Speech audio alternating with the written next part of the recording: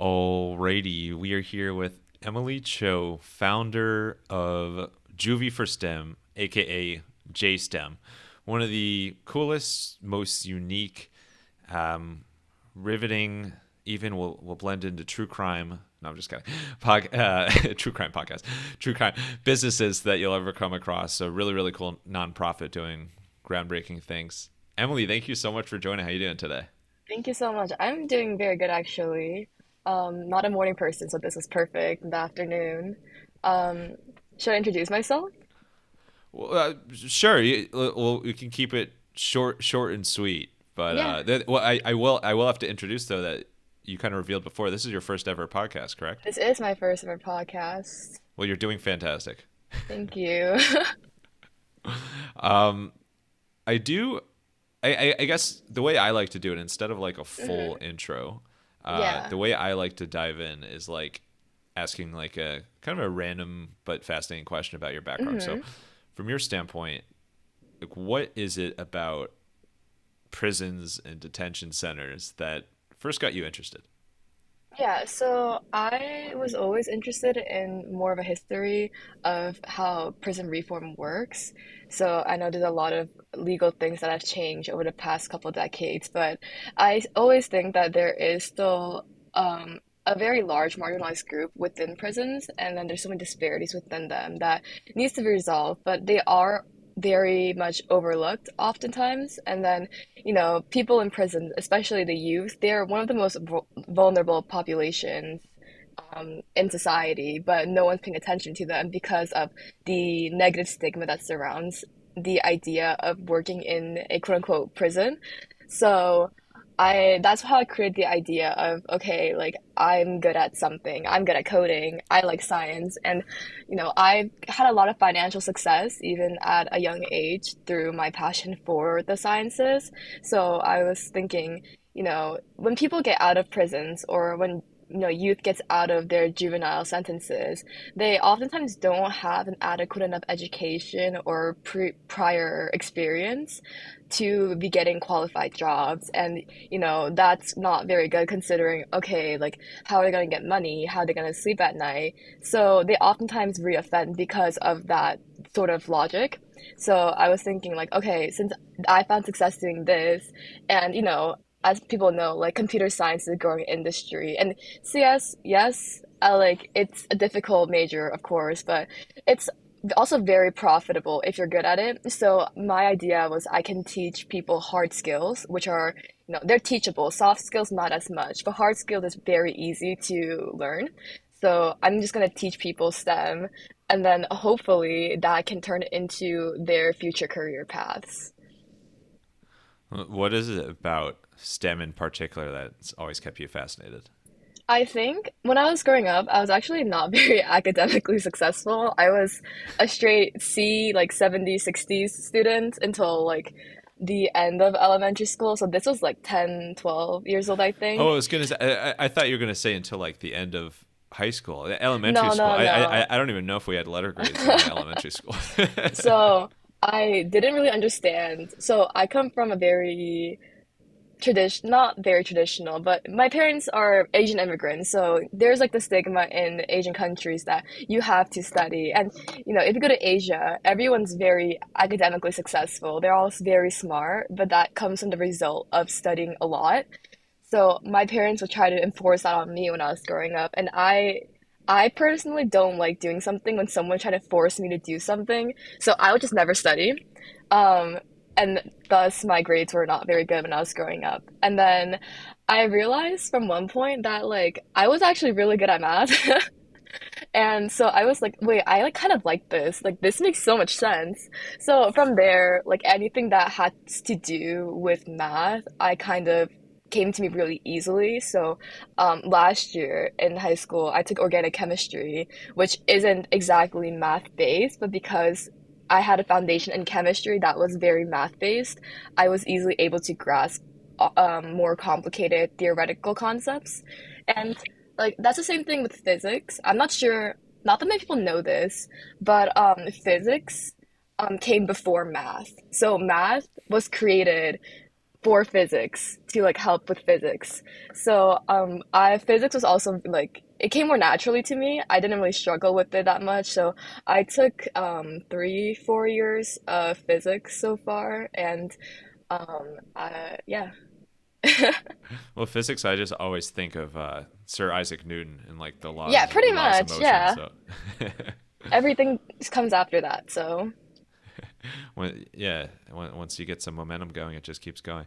All right, so let's dive more into JSTEM. So, as you mentioned, hmm you're at a pretty, not that you are at an old age right now, but you were at a pretty young age when you started this really successful nonprofit.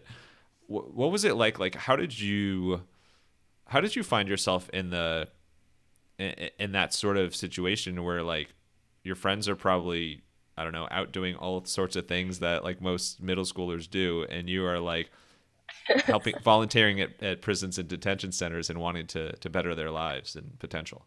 yeah. So even like I think from like elementary school, probably when I was not studying, I was probably getting interested in like prison reform or just how the prison system works or the legislation behind how the prison system works. And then, when you go to history class, you learn a lot about prison mistreatment over the decades. But like you think like okay like if you think about it like 100 years isn't that long ago like that's kind of recent to be honest, so it was mainly out of curiosity, but I started trying to like get in contact with all my local correctional facilities and prisons, and most of them don't really let minors in because safety, and there's a bunch of when you first go in to volunteer there's an application, there's a background check, there's interviews, and there's kind of a lot. So they just usually don't let minors in. But I was able to get in contact with one prison, which was like almost 2 hours away, like so round trip maybe like a little less than like maybe like 3.5 hours.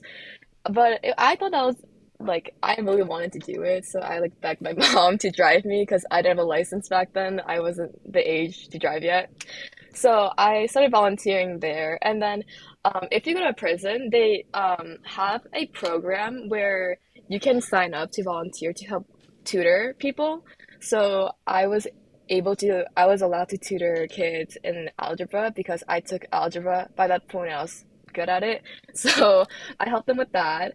I also taught them how to read. So if they were kids that didn't know how to read or how like when you're young, you like teach kids how to read by like sounding out each letter. So we would be doing that.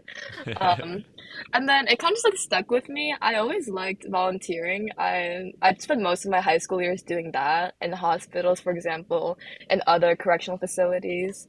And then if I wasn't doing that, I was, either coding, maybe taking a nap at times. So, I would say it was like I had a very structured life, and even now, I'm very organized. Like, I like to have things in blocks every day. So, like, I'll be like, for example, if I wake up at 7 a.m. and then until like 5 p.m., every day it's going to be from 7 to 5. So it'll be like very structured. But then the only thing that I would change is what I do in that time. So, like, maybe I'll be working at, I'll be volunteering at this prison from like Monday to Friday, or like, this juvenile center over the weekends from like 10 to 3. So it was kind of like that system. And then so because I spend so much time there, I you get to meet a lot of people and then you get to talk to a lot of people. So I was talking to like a whole different variety of people that I've never interacted with because I grew up in a very Asian town. I think the majority of people there are Korean, and then maybe like there would be like 10% like other races. So for me, it was kind of like a new experience because I was meeting such a diverse group of individuals from all different ages. So I think from that, I was kind of inspired to like, okay, like they're stuck here. They can't really do anything about that. And I personally can't really help that out either. But talking with people, I was like, okay, there seems to be a large gap here between obviously medical treatment. That's still a really big thing in the medical field, and how to, provide these individuals with the adequate medical treatment that are required. But then they also don't have the funding for it because getting funding for prisons or like any, correctional facilities is often very hard. So that was one thing. So I was like, I don't have the money to donate like millions of dollars into this institution, but what I can do is I can get like a group of like maybe like I don't know, maybe like local like 10 teenagers or college students that want to help out and kind of teach them basic things that you would typically learn in whatever major you want to major in.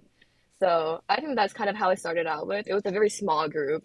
And then, word of mouth. We didn't really do any like online advertisement.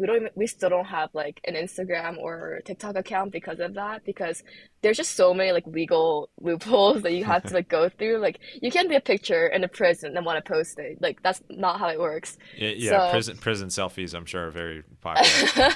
So because of that, we mainly just grew from word of mouth. So like, someone that's volunteering with me were like telling their friends from like the next day that like, oh, like I'm volunteering at this prison, and then they would be telling their parents about it, and they're like, oh, like my friend volunteers at this prison, and their parents like, why don't you do something like that? So like, and then they would email me, and then they would It's be like, peer pressure from parents. yeah, pretty much. Like I've gotten so many emails from parents asking like, oh, like what's like the minimum age that kids can volunteer, and then obviously it's like different by state. It's typically from 14 to 16. That's the minimum, but parents would be emailing me being like, can my kid join? Like how can I sign up my kid? So that was really interesting. I was not expecting that, but because of that it kind of like grew because of that. And I think a lot of people were also really interested at the idea of like, oh, like I can go into a prison. Like I've never been into one. I know the Kardashians went to one like la the end of last year to visit prisons and to talk about prison reform. So I think I feel like it's an experience that everyone should get at least once in their lives. It's very, you kind of like you walk out of there being like feeling a lot more grateful of like what you do on like on a daily basis. Yeah, yeah. I mean, the whole thing's just mind blowing. But you mentioned that how much you like structure and kind of organize blocks like that. Hmm. How did you start to infuse structure into JSTEM, like as it was turning into a business? Like what the actual Hmm. how what did you actually like start doing? With the I don't know if inmates is the right term or um, We just typically address them as like students, like oh, like the students sounds better. students. So, um, I think as it grew, we obviously gonna always have more students than we do have volunteers. So, how we typically do it is once, we get approval from a prison and then their, directors, board, whatnot, that like we can come in and then, all the volunteers have their IDs and they have gotten background checked. We go in, and then how it usually starts off is that the workers there will tell people like, oh, like we have this nonprofit, like group of nonprofit here that are gonna teach you like it's usually just like basic things in the beginning, so like math, English, that sort of things. We also do support chemistry, physics lab experiments, but then those often include much more funding. For example, for the biology labs, we need to get microscopes funded, which are very expensive.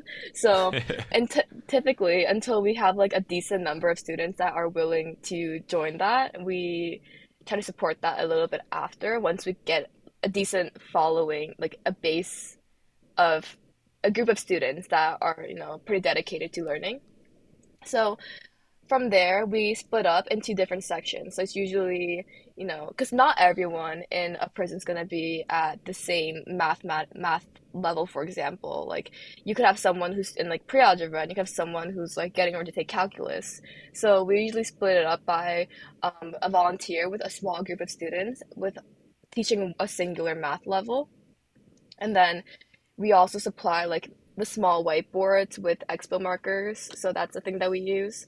And then we try to make it fun. We don't try to make it into like, oh, like this is this, and then this is how you do it. We don't really like that. Kind of just like I think understanding the concepts in a way that you can easily see it in three dimensions is very important. So we actually had one student who was very smart. He was taking calculus 3, which was insane. So Calculus 3 is multivariable calculus, but much of it is in the three dimensions calculus. So we were kind of helping him like envision like, okay, like if you have an ice cream cone, how are we gonna calculate the volume that overlaps between the ice cream, the sphere, and then the cone? So in that sense, like having objects was very useful.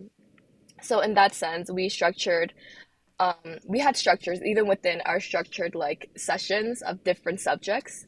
Another way that we did it was that once we got a decent number of kids that were willing to learn like this other subject, so we also supply robotics, for example, linguistics.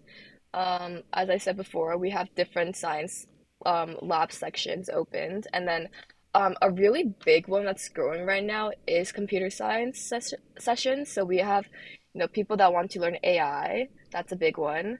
And then there's also different coding languages since they're all coding languages, but then they're all very different in how you can use them. So there's, C++, C, Ruby, Python, Java, JavaScript, for example. Like these are the basic ones. I was So gonna say you could probably add like two or three more in there that you just totally made up, and I'd be like, yeah, I believe it. no, um, so we would also get funding for like laptops, Chromebooks, for example, where we can install packages for coding that were large enough. So that also means that if the storage on the laptop wasn't big enough, we would need to open up the laptop and then add in more storage to that. And then it was also really nice that we had a separate outside group. So but the group of volunteers I'm talking about right now are like the volunteers that the in-house volunteers are willing to go in person to teach. But then we also had another group of students that were mainly just like fixing up parts, um, tech parts, or like collecting donations and then sending them over to different facilities. So this group were the ones that typically got all like the donated tech parts or old laptops that couldn't be used. So if it can't be used, we typically try to either sell them off again for parts, and then that funding will be used later on for something else. Or if we can fix it, then we package it up, and then we ship it to the facilities or whoever's the regional like board president for that facility. And then the other group that we have, so it's three main groups. So the last one I'm talking about is the outreach group, and they were the ones that were typically emailing for sponsors or reaching out to different libraries, cafes, asking them if we can like host a meeting or like maybe like a book drive or code drive. The most recent one that we did was a code drive because it was winter and in the New Jersey, New York area up here, it's very cold up here right now. So that's the most recent one. We are planning right now with the outreach members for a back to school drive for the fall season. So yeah. Well, it's just amazing that you're doing all these things. Like to begin with, like it's a lot on your plate, and starting a business is like a whole endeavor. But um, for those listening, so Emily is recording this from a library at Cornell, and the reason, which by the way is a record for first Wild Business Growth podcast guests recording live from an Ivy League campus, but Emily's a freshman in college, and so as if there wasn't enough on your plate, you have freshman year of college as well, which is like a huge life adjustment, and there's classes and extracurricular activities, even if you can't pronounce it, takes up so much of your time. How are you able to still manage this business and focus on growing it and like helping out more students? I did it right that time. While you like are focusing on being a full-time student yourself as well. Yeah, so I came into college kind of knowing pretty much a career path that I wanted to take. I'm very interested in doing a biotech software startup in the future. So because of that, I'm currently working towards a computer science degree in the College of Engineering.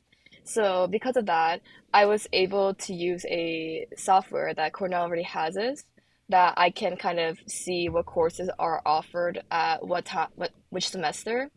And then I'm also taking winter classes and summer classes to make sure I'm not falling behind. And because I have an idea of what I'm going to take which classes, it's very easy for me to kind of schedule around that. when I get my schedule finalized for anything, the first thing I do is open my Google Calendar and add that in so I don't forget. I get so many emails in a day. It's kind of crazy. I had to make a separate email for like personal use, but it's I think having that and knowing exactly like, okay, like at this time and this day, I needed to be here.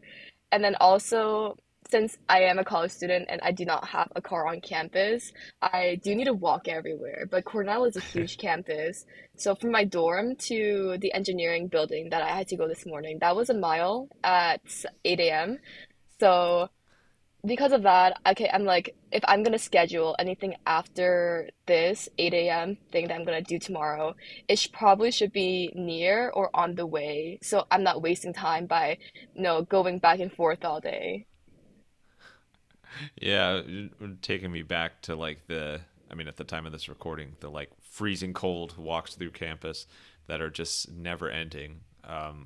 Yeah, I still have PTSD from that. So Mhm. more power to you. And then what would you say for some like I feel like people have so many like perceptions about people who are in prison and in detention centers. Like what's something that you would say would probably surprise most people about the students you work with? Mm, I think not necessarily the students alone, but I think a general population. So because I am an engineer, I really like numbers. So I kind of did like a small survey. It had, I think, around 2,200 people that I interviewed. And then That's a big survey. I think in the realm of research, I think it's quite Yeah, yeah. small, but maybe like the number alone is like it is a big number. 200 is quite a lot. But what I found was that over 70% come from families that have internal issues. So that includes like domestic violence, parents that get divorced, or just like a family that doesn't get along essentially and have a very bad environment for the kid that's growing up. So I feel like, when people think of prisons, I feel like the general stigma is like, oh, like these are the gangsters that you shouldn't get associated with in your life. Stay away from these people. I think it's important to approach everyone with like and a feeling of sympathy and or just empathy in general. Like you need to be able to hear people out, know how their life has gone until this point that you've met them. You don't know how people change in the future. So I think it's always good to, be in good relations with everyone. Well, that was a beautiful way to put a bow on everything. But I'm going to throw you a curveball. I want to wrap up with some rapid fire Q&A. You ready for it? Okay. All right, let's get wild. I heard you're a fan of true crime podcasts. What's your Mm. all time favorite true crime podcast? Um, I don't remember the name. It's a girl, but I don't remember the name Oh, exactly, that but one. I was I'm sorry. just I was just listening to her yesterday and she was covering a case about the it was a giant rape case in Korea. It had over like 80 rapists involved. And then she was talking about how Korean legislation is kind of still not modernized to the point where kids under, I think it's 14 or 13 years old, can pretty much get away with all crimes. Jesus. So pretty much what's going on in Korea right now. And my dad and I were actually talking about this, how the age of responsibility in Korea is so low that kids in middle school, so they're like under 13, 14 years old, they're hijacking cars, they're killing people, they're Oh my raping God. people. This is It's like the like the grant. worst Well, possible crimes you can think of. And then they pretty much won't get charged with anything because they're under the age of legal responsibility. So jeez. if that rings a bell to anyone, yeah, that was the That's podcast that I listened to a lot. yeah, a lot of terrible keywords to search there in your It's podcast.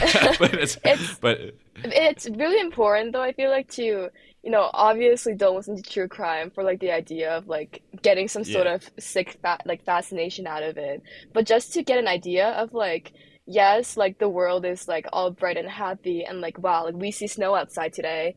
But there's also like there are people in life that will lie to you and try to manipulate you. And you have to be, even if you are a really trusting person, just to always have in the back of your mind. When I was in prisons, I was talking with a whole lot of people. And then, there's pregnant women, there's men that, smoke weed right before they come see me. And I can really smell that. But no, most people are very nice. They're very honest individuals, but there are people that I've met that try to manipulate and lie to my face. I did work as a medical assistant short amount of time in one of the prisons, and then they would try to lie to me or manipulate me to get like an extra dose of something else. So like Yeah. just to be like on your feet pretty much at all times. Yeah, yeah, I think that's great advice for just so many things in life. All right, what is a TV show or movie, some form of entertainment that's like your favorite TV show or movie that involves a prison? My favorite. Mm, I think it was called, I can Google this right now, but I think it was the Yeah, some live 911, Googling. the drama series. I think, yeah, it came out in 2018. It's called 911. It has 8 seasons in it. And pretty much um, like every, um, what do I call this? Like every episode would be Episode. like Yeah. yeah, every episode would be like a different scenario. So of like a true 911 case.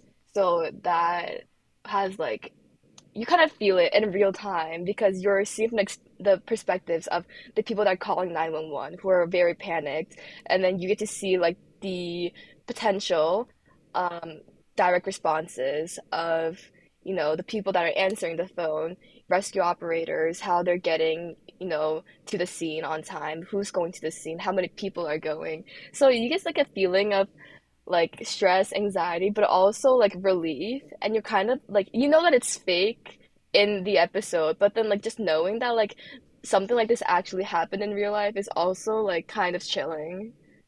Yeah. Oh, chilling. Oh, that was an incredible word. I have chills now. All right, and last one. I'm going to pronounce this wrong, but you've done some work uh, with a company called Atlas for the Mm-hmm. Large Hadron Collider. Hadron, Adrian. Hadron. Yeah, Oh, you're fine, you're fine. I've seen that word before and I've heard it, but Mm-hmm. obviously I did not internalize it. But I know it's Mm-hmm. like really, really mind blowing stuff. What's Mm-hmm. like what's a really interesting insight from your work with that Hadron Collider? Um, oh well, so the purpose of this is to use lasers. So we're using lasers. It's we're Yeah, colliding energy you're gonna need to protons. really dumb it down for me here. So even at Cornell, actually, I'm currently joining a lab that does like a similar approach. But in the medical field is developing every day, and it's really good that technology is advancing so quickly right now because a lot of industries can not profit, but they can make really good use out of it. So pretty much the research that I was participating in was how to center these lasers and then gathering data from these protons these proton collisions, laser collisions, for example, and then how we can interpret that data and then potentially use that for some other medical device in the making. So, a recent one that I was planning on, that I'm like currently thinking about, is a laser hitting, for example, if you hit like an animal, for example, and then it has some sort of cell reactivity, you can kind of observe that. And then I've seen people at MIT who have detected breast cancer through it, like years in advance. So it's a really cool thing, and I think everyone should at least think that lasers are cool. They're all over Star Wars, so Yeah, I'm totally with you. And there's yeah, and we've done some work on the podcasting side with a group that does like proton therapy. That basically is like hmm the laser proton beams. In terms of like you were saying, like detecting and treating cancer, and it is hmm unbelievable, and so really, Yeah, really it's exciting really stuff in the cool. future. So, as if you needed more exciting things to be doing with your life. Emily, thank you so much. This has been an absolute blast, and I would not have guessed this was your first podcast interview. You nailed it. So thanks so Thank you much so for much. coming Very on. Yeah, nervous. of course, my pleasure. Thank you. It didn't come through at all, but where is the best place for people to learn more about JSTEM, and then if they want to connect with Mhm. you online? Yeah, so as I said before, we don't really have like a social media or anything, but we do have a website, juvieforstem.org, or you can just send an email to juvieforstem@gmail.com. If you want to get in personal contact with me, you can email my school email, which is ec944@cornell.edu. Perfect. Awesome. And then, yeah, that's good for any Ithaca recos as well. And then, last thing, final thoughts. It could be just like a quote or kind of a few words of wisdom to sign us off here. Whatever you want, send us home. Yeah, I think I had a really fun time. I'm so happy that you asked me to come on here today. It was very interesting, I think, of an experience that I hopefully can have the opportunity to do one more time in the future. But I think hopefully my time at the podcast here today, this half hour, has kind of given people a time to rethink about their potential biases or thoughts about prison reform, and then hopefully that they can kind of join with some reform, maybe not prisons in particular, but I know there's a lot going around right now, and there's so many amazing organizations doing a lot of great things. Bring on the bongos!